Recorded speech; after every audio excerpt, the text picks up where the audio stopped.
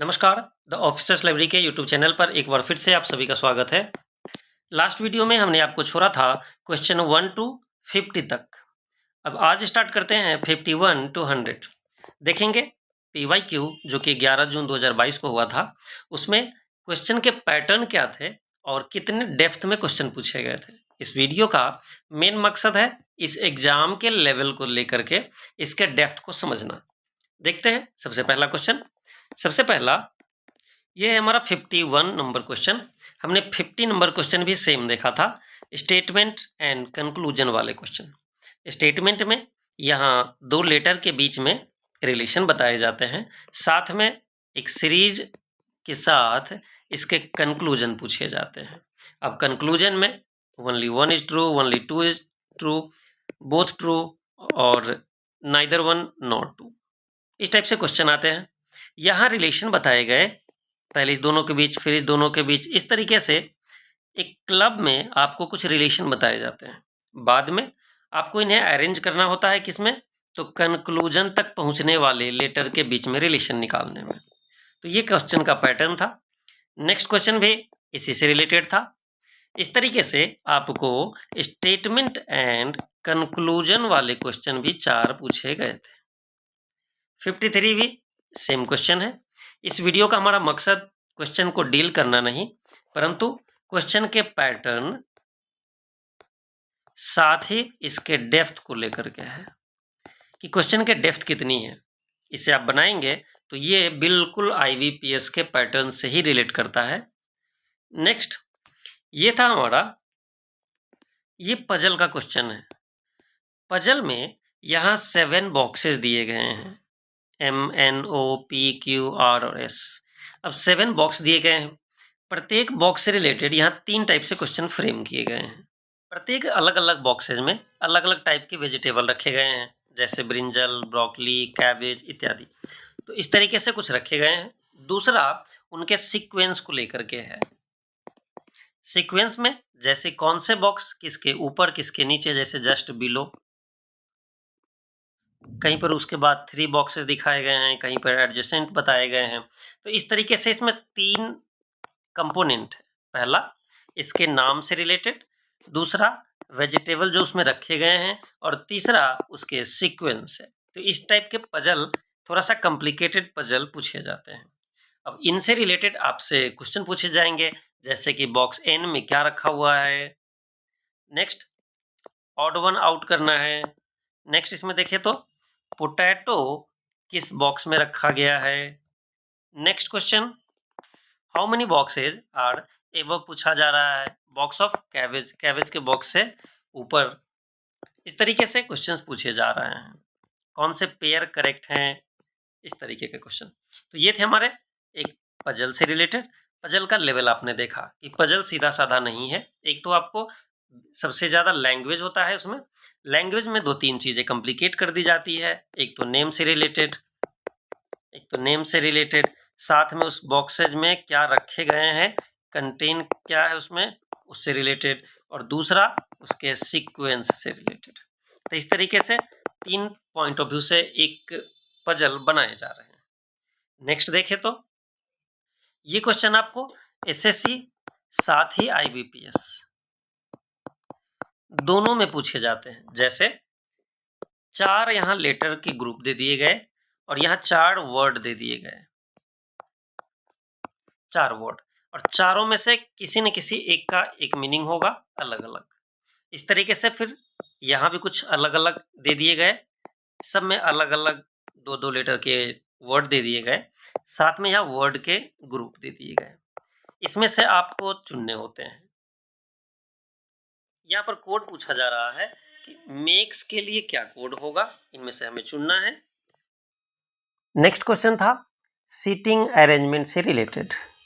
Seating arrangement में कुछ लोगों के ग्रुप होते हैं, और कौन किसके राइट है, कौन किसके लेफ्ट है, कौन किस दोनों के बीच में है, बीच में कितने लोग बैठे हैं, इससे रिलेटेड ये क्वेश्चन पूछा गया था। जैसे बिटवीन D एंड G कुछ पर्सन दिए गए हैं, 9 person are sitting between C and D।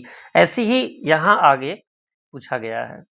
इसमें आप देखें तो टोटल नंबर कितने होते हैं और कौन किसके राइट और लेफ्ट है। तो दो तरीके से इसमें दो कॉम्प्लिकेशन होते हैं, एक तो नंबर कि कितने लोग दोनों के बीच में है, और दूसरा कि कौन किसके साइड है, यानी राइट लेफ्ट इत्यादि। जैसे इसे क्वेश्चन पूछा गया राइट ऑफ ई। नेक्स्ट देखें तो ई एंड बी, इससे जोड़ करके पूछा गया कि ई और बी के बीच में कौन है। इसके बाद पूछा गया how many person are sitting in the row, यानी टोटल जब इस कैलकुलेशन को करेंगे, टोटल जब इस पजल को बनाएंगे तो उसमें देखेंगे सिटिंग अरेंजमेंट में टोटल कितने पर्सन वहां हैं। इससे रिलेटेड क्वेश्चन पूछा गया। तो ये था हमारा सिटिंग अरेंजमेंट से रिलेटेड। नेक्स्ट नंबर सीरीज से क्वेश्चन पूछे जा रहे हैं, जैसे 36, 18, 27, 70 ये और नेक्स्ट। तो इस तरीके से यहाँ क्वेश्चन पूछे गए। इसका राइट आंसर 70 था, आप इसे सॉल्व कर सकते हैं। यहाँ पूछा गया रॉन्ग नंबर क्या है। Next same pattern, wrong number से रिलेटेड एक सीरीज दिया गया है, इसमें आपको सीक्वेंस देखना है कि कौन इस सीक्वेंस को फॉलो नहीं कर रहे हैं। नेक्स्ट फिर से सेम पैटर्न पे क्वेश्चन, नेक्स्ट भी सेम पैटर्न पे क्वेश्चन, यानी आपसे नंबर सीरीज से क्वेश्चन पूछे जा रहे हैं। अब नेक्स्ट ये अगला पैटर्न है। ये क्वेश्चन चार्ट से रिलेटेड है। सबसे पहले कुछ सिटी के नाम दिए गए हैं, जैसे पटना, कानपुर, जोधपुर, भोपाल और वडोदरा। अब इसमें बताए गए हैं कि लिटरेट पर्सन कितने हैं। तो इतने पर्सन, जैसे पटना में 44800 लिटरेट पर्सन है, कानपुर में 4900 लिटरेट पर्सन है, जोधपुर में 34500। इस तरीके से प्रत्येक शहर में कितने लिटरेट पर्सन हैं।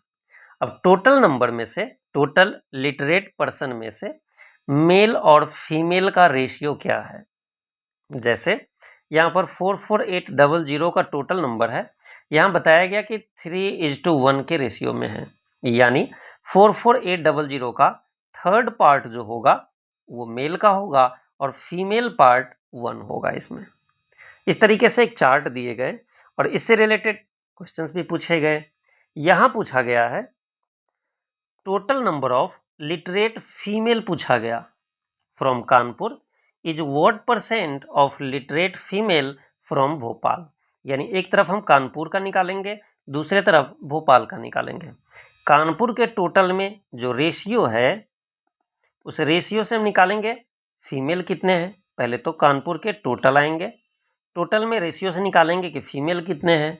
ठीक उसी प्रकार से भोपाल में वहाँ पर मेल और फीमेल का जो रेशियो दिया हुआ है उसमें से हम फीमेल का नंबर निकालेंगे।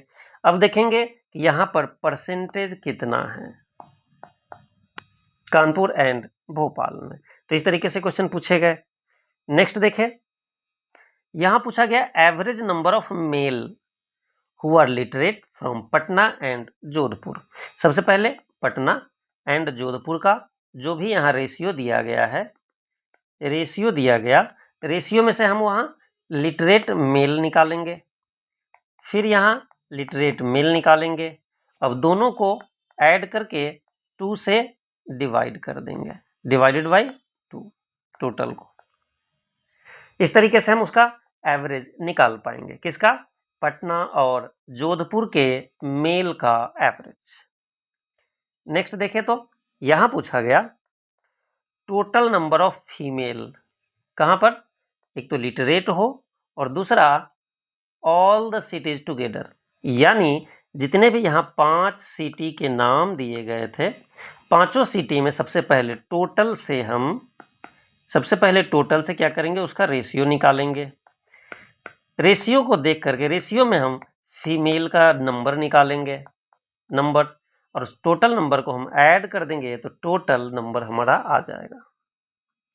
नेक्स्ट क्या था, नेक्स्ट यहाँ डिफरेंस पूछा गया है, किसके किसके बीच, तो total number of literate male from Kanpur and Vadodara, यानी एक तरफ कानपुर प्लस वडोदरा, दोनों का जो मेल पर्सन लिटरेट है उसका, और दूसरे तरफ पूछा गया टुगेदर एंड लिटरेट फीमेल, यहाँ पर मेल, यहाँ फीमेल की बात है, कहाँ, फ्रॉम सेम सिटीज टुगेदर, यानी कानपुर एंड वडोदरा, दोनों में मेल एंड फीमेल दोनों के बीच में क्या डिफरेंस है, तो हम इस बीच में डिफरेंस निकालेंगे,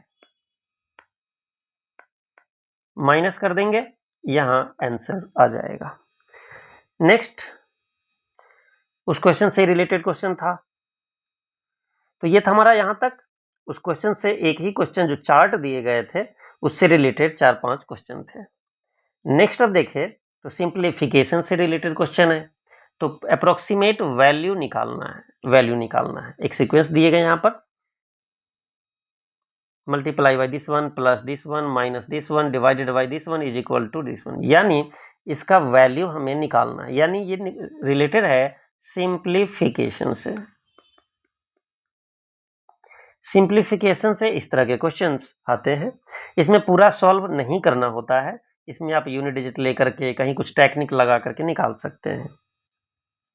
सेम क्वेश्चन रिपीट किया, दूसरा क्वेश्चन भी, यहां पर वैल्यू क्या आएगा, इसका सिंप्लीफिकेशन का ही क्वेश्चन है ये भी। नेक्स्ट भी सिंप्लीफिकेशन से रिलेटेड है, फिर नेक्स्ट ये भी सिंप्लीफिकेशन से रिलेटेड है, और ये भी।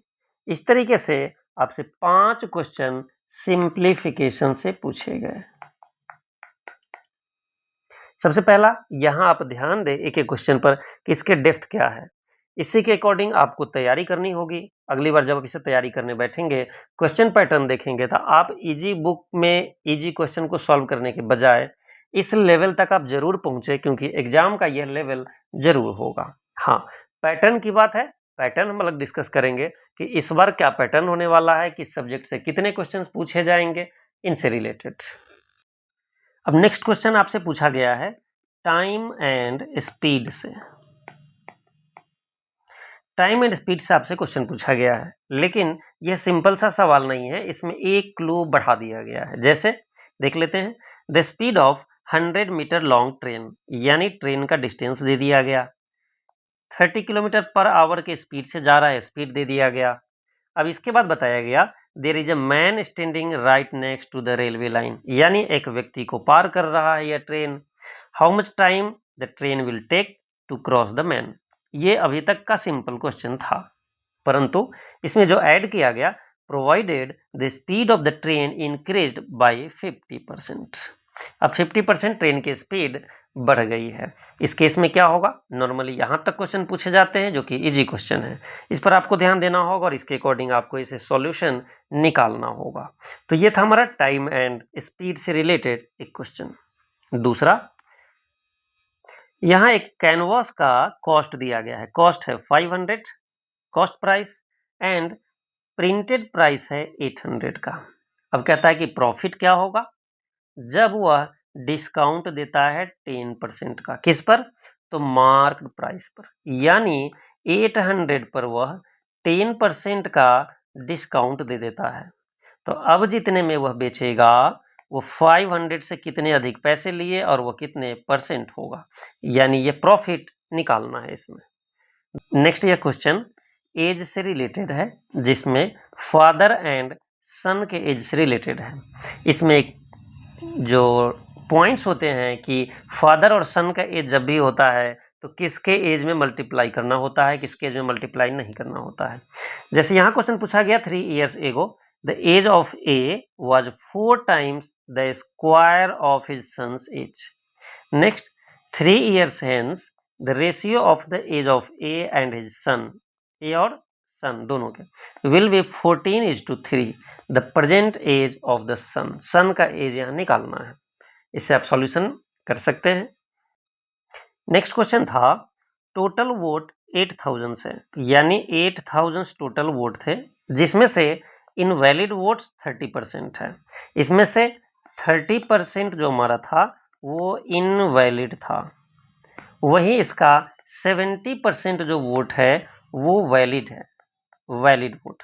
अब बोला गया कि जो विनर है वो 60% वैलिड वोट का प्राप्त करता है, यानी जो इसका 70% जो आएगा, इसका 60% उसे मिला, किसे, विनर को। दैट मीन्स कि इस टोटल वैलिड वोट का 40% मिला दूसरे को, यानी जो विनर नहीं था।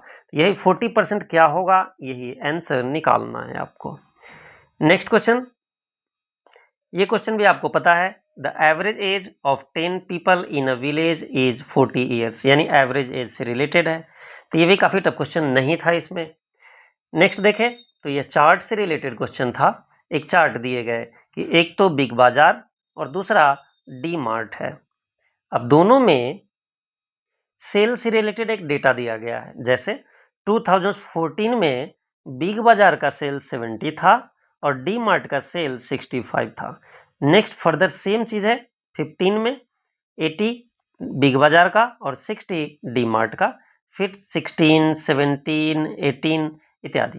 तो प्रत्येक ईयर वाइज यहाँ सेल दिए गए हैं और इससे रिलेटेड बाद में आपसे क्वेश्चन पूछा गया। इसमें जो पहला क्वेश्चन था, in which of the following year the percentage of increase or decrease in sale from previous year is maximum for big बाजार। आपको सिर्फ बिग बाजार से रिलेटेड डेटा को इवेलुएट करना है और उससे इसका आंसर निकालना है। नेक्स्ट देखें तो टोटल सेल्स ऑफ बिग बाजार इन 14 and 18 is what percentage of the total sale of big बाजार 15 एंड 16, यानी बिग बाजार का 15 एंड 16 एक साथ, 14 और 18 एक साथ निकाल करके तब इस क्वेश्चन का आंसर निकालना था। ये भी सेम क्वेश्चन है, डी मार्ट से रिलेटेड है। इसमें भी डी मार्ट से रिलेटेड कुछ क्वेश्चन पूछे गए, दैट मीन्स सेम क्वेश्चन। तो ये थे यहां तक आपको एक ही जो क्वेश्चन दिए गए थे, आपको बार ग्राफ दिया गया था। बार ग्राफ से रिलेटेड कुछ क्वेश्चंस पूछे गए, ये 5 की संख्या में थे। इसे आपको निकालना है। एक बार सॉल्यूशन कर लेंगे तो आसानी से आप आंसर निकाल पाएंगे। लास्ट 10 क्वेश्चन अभी देखने हैं हमें।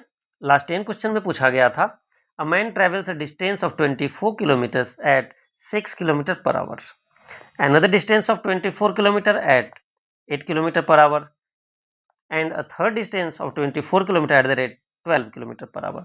What is the average speed of the whole journey, यानी यहाँ पर आपको एवरेज स्पीड निकालना है। यानी 24 किलोमीटर की दूरी 6 किलोमीटर पर आवर से, नेक्स्ट 24 का 8 किलोमीटर पर आवर से एंड नेक्स्ट 24 किलोमीटर का 12 किलोमीटर पर आवर से।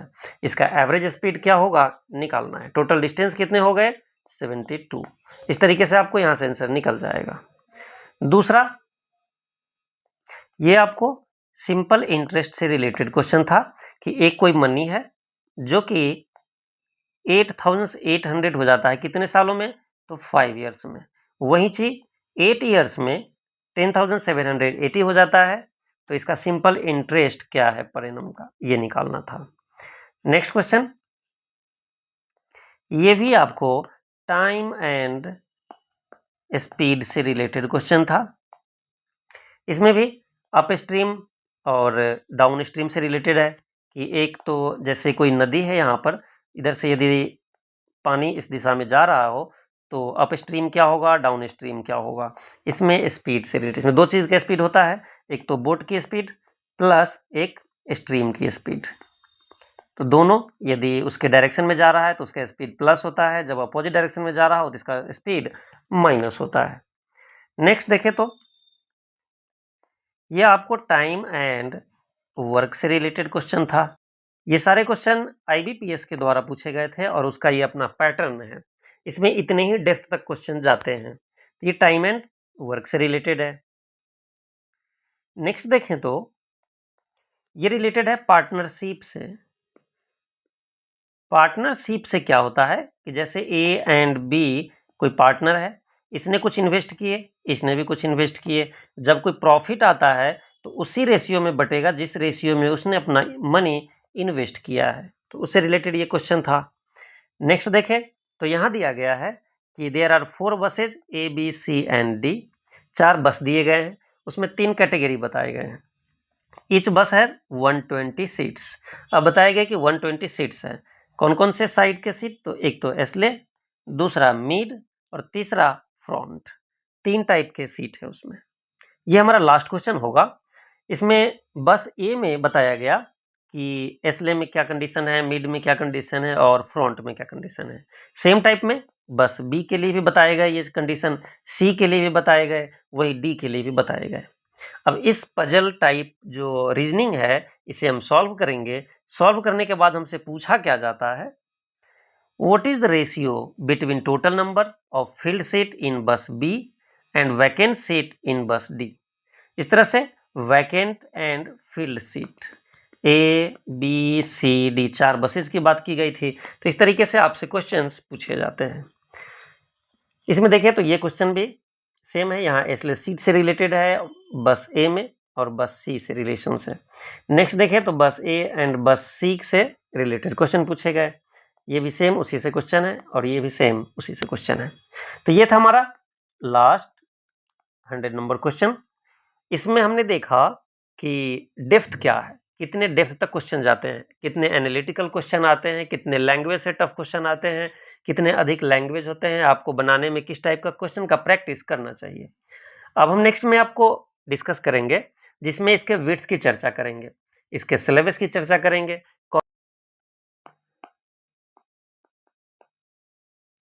थैंक यू, फिर मिलेंगे आपसे किसी अगले वीडियो में।